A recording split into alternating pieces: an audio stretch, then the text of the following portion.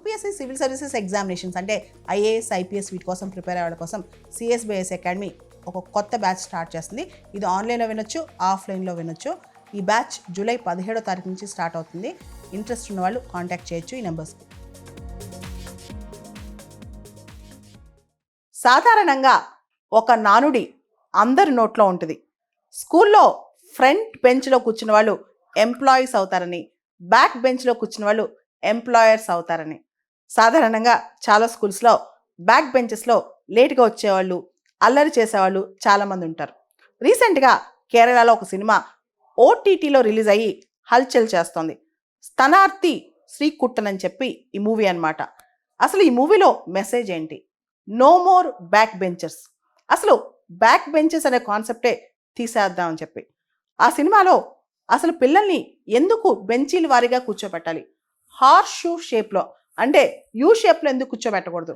మనం చూస్తే కనుక ఏన్షియంట్ గ్రీక్ సిటీ స్టేట్స్లో కూడా సోక్రటీస్, ప్లేటో, అరిస్టోటిల్ వీళ్ళందరూ కూడా సెమీ సర్కిల్ షేప్లో పిల్లల నుంచి మధ్యలో టీచర్ ఉండేవాళ్ళు. టీచర్కి అందరి మీద ఫోకస్ ఉంటుంది.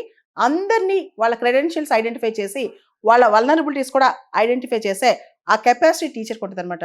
అంటే సెమీ సర్కిల్ కానీ హార్స్ షూ యూ షేప్లో కానీ పిల్లల్ని కూర్చోబెడితే చాలా వరకు టీచర్ ఫోకస్ అందరి మీద ఉంటుంది.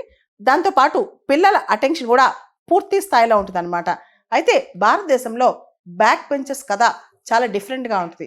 ఇక్కడ ఏపీజే అబ్దుల్ కలాం స్టోరీ చెప్పాలి. అబ్దుల్ కలాం తన బయోగ్రఫీ వింగ్స్ ఆఫ్ ఫైర్లో ఒక స్టోరీ రాస్తారు. అబ్దుల్ కలాంకి బెస్ట్ ఫ్రెండ్స్ ఉంటారు. ఒక అబ్బాయి బ్రాహ్మిన్స్ అబ్బాయి, ఇంకో అబ్బాయి క్రిస్టియన్ అబ్బాయి అనమాట. బ్రాహ్మిన్స్ అబ్బాయితో అబ్దుల్ కలాం కూర్చుంటే కొత్తగా వచ్చిన టీచర్ అది చూడలేక ఒక ముస్లిం అబ్బాయి ఒక బ్రాహ్మణ అబ్బాయితో ఎలా కూర్చోవాలి అని చెప్పి అబ్దుల్ కలాం గారిని వెనక్కి పంపించేస్తాడు. దాంతో వాళ్ళ ఫ్రెండ్ ఏడుస్తూ ఉంటారనమాట. సో ఈ బ్రాహ్మిన్స్ అబ్బాయి ఎవరైతే ఉన్నారో వాళ్ళ నాన్న రామేశ్వరం టెంపుల్ ప్రీస్ట్ అనమాట. తర్వాత అబ్దుల్ కలాం ఫాదర్ ఒక ముస్లిం, ఈ రామేశ్వరం ప్రీస్ట్ ఒక బ్రాహ్మిన్ అంటే ఒక హిందూ, తర్వాత ఒక క్రిస్టియన్. ఈ ముగ్గురు వచ్చి టీచర్కి కౌన్సిలింగ్ ఇచ్చి వెళ్తారు. అంటే అబ్దుల్ కలాం గారు ఈ స్టోరీలో 3 వైజ్ మెన్ అని ఈ ముగ్గురు వ్యక్తులు ఎంత సుదూరంగా ఆలోచించారు. స్నేహంలో, మానవత్వంలో, మంచితనంలో మతాలు అడ్డురావు అని చెప్పారనమాట.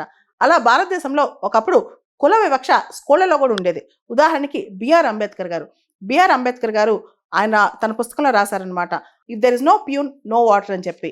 ఎవరైతే వల్నరబుల్ సెక్షన్స్, డిప్రెస్ క్లాసెస్ ఉన్నారో వాళ్ళందరినీ వెనకాల కూర్చోబెట్టేవాళ్ళు.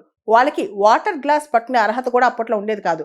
ప్యూన్ వచ్చి వాటర్ చేతిలో పోస్తే వాళ్ళు ఈ విధంగా వాటర్ తాగాలన్నమాట. అటువంటి కండిషన్. అంటే అన్టచబుల్ పిల్లల్ని అప్పట్లో వెనకాల తోసేసేవాళ్ళు. సో రకరకాల వివక్షలు. వెనకాల ఉండే పిల్లలు బాగా చదువుకోరని, లేదా వెనకాల ఉండే పిల్లలు బ్యాక్ బెంచర్స్ అంటరాని వాళ్ళని, లేదా వాళ్ళు వేరే మతానికి చెందిన వాళ్ళని, ఇలా చాలా వివక్షలు భారతదేశంలో ఉండేవి. ఇప్పటికి కూడా బ్యాక్ బెంచెస్ పైన అలాంటి వివక్షే కొనసాగుతుంది అనమాట. నేను కూడా చిన్నప్పుడు స్కూల్లో వెళ్ళినప్పుడు ఫస్ట్ టైం స్కూల్కి వెళ్ళినప్పుడు నాకు ఇంకా గుర్తు, ఫైనల్గా నన్ను వెనకాల గోడ కానిచ్చి కూర్చోబెట్టారు. నా చుట్టూ ఎవరు పిల్లలు వచ్చేవాళ్ళు కాదు.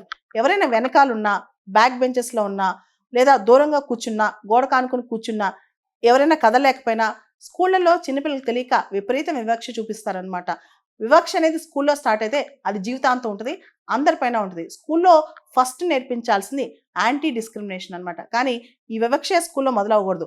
అసలు బ్యాక్ బెంచెస్ అనేవాళ్ళు తక్కువని, లేదా వాళ్ళు లేట్గా స్కూల్కి వస్తారని, లేదా వేరే కులం వేరే మతం అని చెప్పి, లేదా వాళ్ళని దూరంగా కూర్చోబెట్టాలని చెప్పి అలాంటి వివక్ష చూపిస్తే స్కూల్లోనే పిల్లలకి ఆ వివక్షాపూరితమైన వాతావరణం మొదలవుద్ది అనమాట.